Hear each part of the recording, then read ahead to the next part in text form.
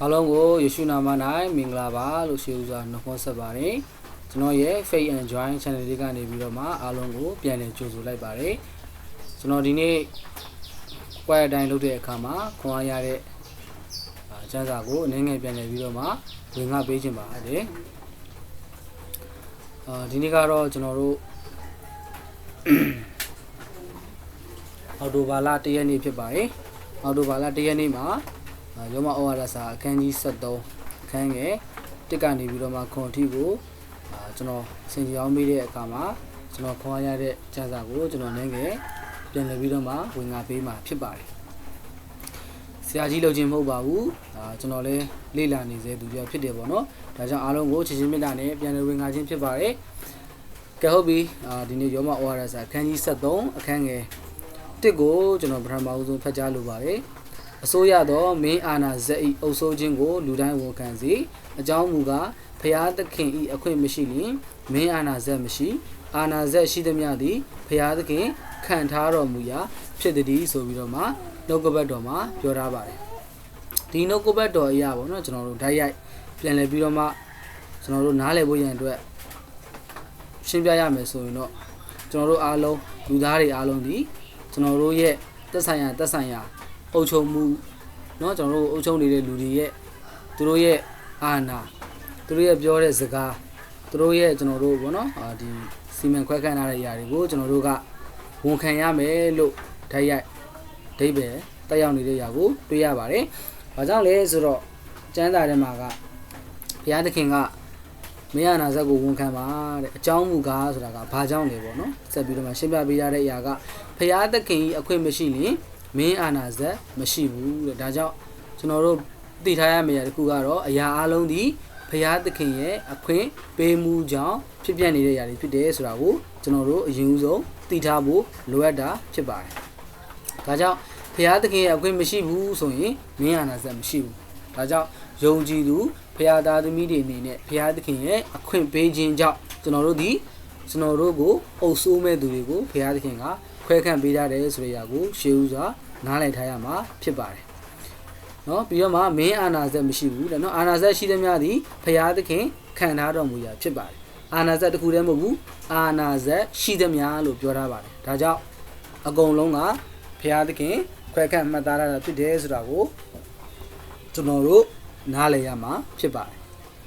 ယ်ဟုတ်ပြီဒါကြောင့်ကျွန်တော်တို့အခုမြန်မာနိုင်ငံအခြေအနေနဲ့ကြည့်ကြည့်ရအောင်မြန်မာနိုင်ငံအခြေအနေနဲ့ကြည့်မယ်ဆိုရင်ကျွန်တော်တို့အခုမြန်မာနိုင်ငံမှာအဆင်မပြေပါဘူးဒါပေမဲ့ကျွန်တော်ခွန်အားပေးနေတာရှိပါတယ်မကောင်းတဲ့သူတွေကတော့မကောင်းတဲ့အတိုင်းသွားမှာဖြစ်ပါတယ်ဒါကြောင့်ကျွန်တော်တို့ယုံကြည်သူဘုရားသားသမီးတွေအနေနဲ့သူတို့ကိုစော်ကားရမှာလားပုတ်ခတ်ရမှာလားအဲ့လိုမျိုးပြောချင်တာမဟုတ်ဘဲနဲ့မှ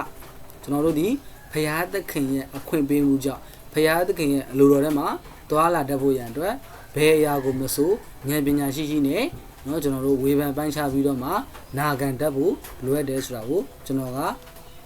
ရှေးဥစွာပြောကြားလိုပါတယ်เนาะဒါဘုရားသခင်ကဘာကြောင့်အဲ့လိုပြောထားတာလဲဆိုရင်ခန်းငယ်3မှာကျွန်တော်ဆက်ပြီးတော့ဖတ်ကြည့်မယ်ဆိုရင်မင်းမူကားတဲ့ကောင်းသောအကျင့်ကိုကျင့်သောသူကြောက်ဖို့ဖြစ်သည်မဟုတ်မကောင်းသောအကျင့်ကိုကျင့်သောသူကြောက်ဖို့ဖြစ်၏မင်းအာဏာကိုမကြောက်ဘဲနေခြင်းတလို့တဲ့ကောင်းသောအကျင့်ကိုကျင့်လို့ကျင့်ရင်မင်းအာဏာကြောင့်ချီးမွမ်းခြင်းကိုခံရလိမ့်မယ်ကျမ်းစာမှာပြောတာလုံးဝရှင်းတယ်ကျွန်တော်တို့မင်းမူကကောင်းသောအကျင့်ကိုကျင့်သောသူကြောက်ဖို့မဟုတ်ပါဘူးတဲ့ဘာကိုပြောချင်တာလဲဆိုရင်ကျွန်တော်တို့ဒီနေ့ကြောက်နေတယ်เนาะကျွန်တော်တို့ကိုအုပ်ချုပ်တဲ့သူကျွန်တော်ကြောက်နေတယ်ကြောက်ရွံ့နေရတယ်သူ့ကိုတွေ့ရတယ်ကျွန်တော်ဖိတ်တောင်ကြောက်နေတယ်ဆိုရင်အဲ့ဒါကပါလေကျွန်တော်တို့အပြစ်တစုံတစ်ခုလှုပ်ထားလို့ဖြစ်ပါတယ်ဒါဆိုကျွန်တော်တို့ကကိုယ့်ဘက်ကမှန်နေမယ်เนาะကိုယ့်ဘက်ကကျွန်တော်တို့မှန်တဲ့လမ်းအတိုင်းသွားနေမယ်ရှောက်နေတဲ့သူတွေဒီကျွန်တော်တို့မင်းအာဏာကိုအဲ့လူတွေအတွက်ကြောက်စရာမဟုတ်ဘူးအဲ့လူတွေအတွက်မင်းအာဏာဒီကျွန်တော်တို့အတွက်ချီးမွမ်းခြင်းကိုတောင်မှဖြစ်စေတယ်ဆိုပြီးတော့မှကျမ်းစာမှာပြောထားပါတယ်မင်းအာဏာကိုမကြောက်ဘဲနေခြင်းလို့တဲ့ဒါဆိုနေလို့ရပါတယ်တဲ့ဘယ်လိုနေရမလဲဆိုရင်ကောင်းသောအကျင့်ကိုကျင့်ပါတဲ့ကောင်းသောအကျင့်ကိုကျင့်တဲ့သူတယောက်အနေနဲ့မင်းအာဏာဇက်ကကျွန်တော်တို့အတွက်စီရင်စရာမဟုတ်ဘဲနဲ့မှကျွန်တော်တို့အတွက်ချီးမွမ်းခြင်းကိုဖြစ်စေတယ်ဆိုတာကိုနှုတ်ကပတ်တော်မှာပြောထားပါတယ်ဒါကြောင့်ယုံကြည်သူဘုရားသားသမီးတွေအနေနဲ့ကျွန်တော်တို့ဒီလောကကြီးထဲမှာအသက်ရှင်နေရတဲ့အခါမှာကျွန်တော်တို့အထက်မှာရှိတဲ့ကျွန်တော်တို့ကိုအုပ်ချုပ်နေတဲ့သူတွေကျွန်တော်တို့ကိုအုပ်စိုးနေတဲ့သူတွေကိုကြောက်စရာမလိုအောင်အသက်ရှင်လို့ရတယ်အဲ့ဒါကဘယ်လိုလဲကို လောက်ရမယ့်အလုပ်ကိုပြီးအောင်လုပ်ကိုပေးထားတဲ့တာဝန်ကိုပြီးအောင်လုပ်ပြီးတော့မှမှန်မှန်ကန်ကန်အသက်ရှင်တဲ့သူတယောက်ဒီအထက်အရာရှိပုဂ္ဂိုလ်ကိုလုံးဝကျွန်တော်တို့ကအေးစေးပဲသူနဲ့ပြောဆိုဆက်ဆံလို့ရမှာဖြစ်ပါတယ်ဒီချက်ကကျွန်တော်တို့တကယ်ခွန်အားကိုဖြစ်စေတယ်ပေါ့နော်ဒါကြောင့်ကျွန်တော်တို့ဒီမင်းရတာကိုမကြောက်ဘဲနဲ့နေခြင်းလားနေလို့ရတယ်ဘယ်လိုနေရမလဲကောင်းသောအကျင့်ကိုကျင့်လို့တဲ့ဒါကတော့ကျွန်တော်တို့လုပ်ရမယ့်တာဝန်ဖြစ်ပါတယ်ကဲဟုတ်ပြီဆက်ပြီးတော့မှကြည့်မယ်ဆိုရင်အဲ့လိုမျိုးပြောနေပြီးတော့မှနော်ဘုရားသခင်ကသခင်ယေရှုကိုယ်တိုင်လည်းမင်းအာနာကိုစက်ကိုဝန်ခံခဲ့တယ်ဆိုတာကိုကျွန်တော်တို့ကျမ်းစာထဲမှာတွေ့ရပါတယ်အဲ့ဒါကဘာမှတွေ့ရလဲဆိုတော့ရှင်ယောဟန်ခရစ်ဝင်ကျမ်းအခန်းကြီး19အခန်းငယ်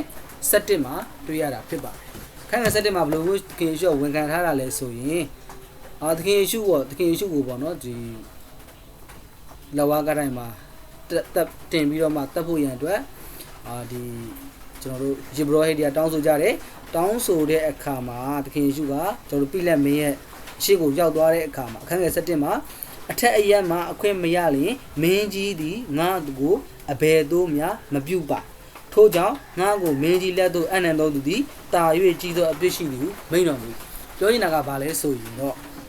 အထက်အရက်မှာအခွင့်ကိုမရလျင်ဘာကြောင့်လဲဆိုတော့ဒီနေ့သခင်ယေရှုခရစ်တော်ဘုရားသည်လက်ဝါးကတိုင်မှာအသေးခံရမယ်၃ရက်မြောက်သောနေ့မှာရှင်မြန်ထောက်ရောက်ထားမြောက်ရမယ်ဆိုတဲ့အချက်ကအထက်အရက်မှာသူ့ကိုပေးထားတဲ့တာဝန်ဖြစ်တယ်အဲ့ဒီတာဝန်ကိုသူကထမ်းဆောင်နေတဲ့အခါမှာလူတွေကသူ့ကိုဘယ်လောက်ပဲပြောလာပါစေတိုက်ခိုက်လာပါစေရှင်ပင်တွေရဲ့အရှိမရောက်နေပါစေသူဒီအေးအေးဆေးဆေးနဲ့ငြိမ်ငြိမ်ဝို့ကိုသူဒီဖြတ်တန်းလို့ရတယ်ဆိုတာတွေ့ရတယ်အဲ့ဒါကဘာကြောင့်လဲဆိုတော့အထက်အရက်မှာအခွင့်ကိုသူကသိလို့ဖြစ်ပါတယ်ကျွန်တော်ယုံကြည်သူတွေအနေနဲ့ကျွန်တော်တို့ကိုအထက်အရက်မှာဘယ်အရာတွေကကျွန်တော်တို့ကိုအခွင့်ပေးထားတာလဲဖះသိခင်ကကျွန်တော်တို့ဒီနေ့တနေ့တာလုံးမှာဘယ်လိုမျိုးအထက်အရန်ကျွန်တော်တို့ကိုဘယ်လိုမျိုးအမိန်ပေးထားလဲဆိုတာကိုသိရှိပြီးတော့မှအသက်ရှင်တဲ့သူတယောက်ဒီတနေ့တာလုံးကိုအေးအေးဆေးဆေးလေးပဲဖြတ်တန်းလို့ရပါတယ်ကျွန်တော်ရဲ့ဒီနေ့เนาะ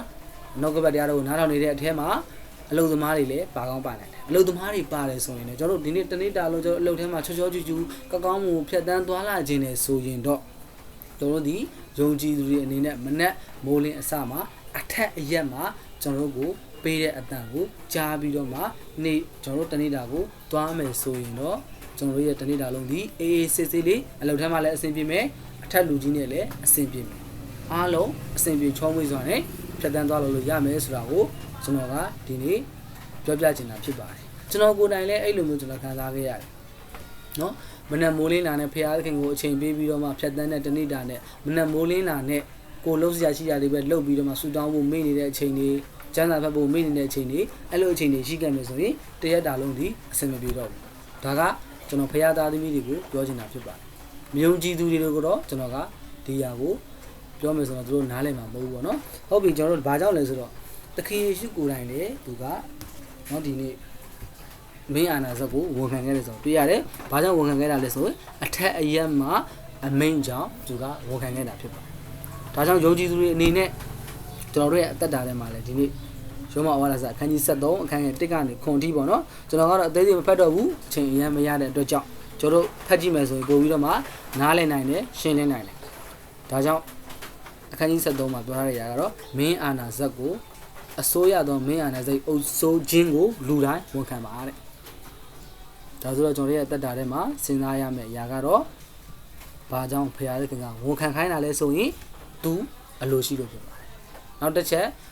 အထက်အရက်မှာကျွန်တော်တို့ကိုပြောတဲ့အမိန့်ကိုကြားပြီးတော့မှတနေ့တာလုံးအေးအေးဆေးဆေးလေးနဲ့သွားဖို့ရန်အတွက်ဘုရားသခင်ကအလိုရှိလို့ဖြစ်တယ်ဆိုတာကိုတွေ့ရပါတယ်ဒါကြောင့်ကျွန်တော်နောက်ထပ်အများကြီးဆက်ပြီးတော့မှရှင်းလို့ရပါတယ်ဒါပေမဲ့ကျွန်တော်ဒီနေ့အတူချုံအနေနဲ့ကျွန်တော်ပြောချင်တဲ့အရာကတော့အထက်အရက်မှာကျွန်တော်တို့ကိုဘုရားသခင်ပေးထားတဲ့အမိန့်တော်ကဘယ်အရာဖြစ်လဲဆိုတာကိုသိဖို့ရန်အတွက်အထက်အရက်မှာရှိနေတဲ့ဘုရားသခင်နဲ့အမြဲတမ်းအချိတ်ဆက်ရှိနေဖို့ရန်အတွက်ဆုတောင်းခြင်းကျမ်းစာဖတ်ခြင်းဒီအရာတွေနဲ့ကျွန်တော်တို့ဘုရားသခင်နဲ့ချိတ်ဆက်ရမှာဖြစ်ပါတယ်ဒါကျွန်တော်တို့ရဲ့ဓမ္မမိတ်ဆွေအနေနဲ့ကျွန်တော်တို့ရဲ့အသက်တာထဲမှာဒီနေ့တနေ့တာလုံးမှာကောင်းကောင်းမွန်မွန်အေးအေးဆေးဆေးတည်ငြိမ်ဖြတ်တန်းခြင်းလား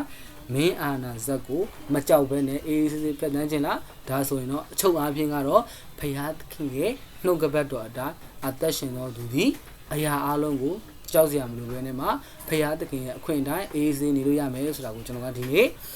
10မိနစ်လောက်ပေါ့နော်အချိန်ယူပြီးတော့မှအားလုံးကိုဝင်ငှပါတယ်ဖခင်သခင်ကောင်းချီးပေးပါစေ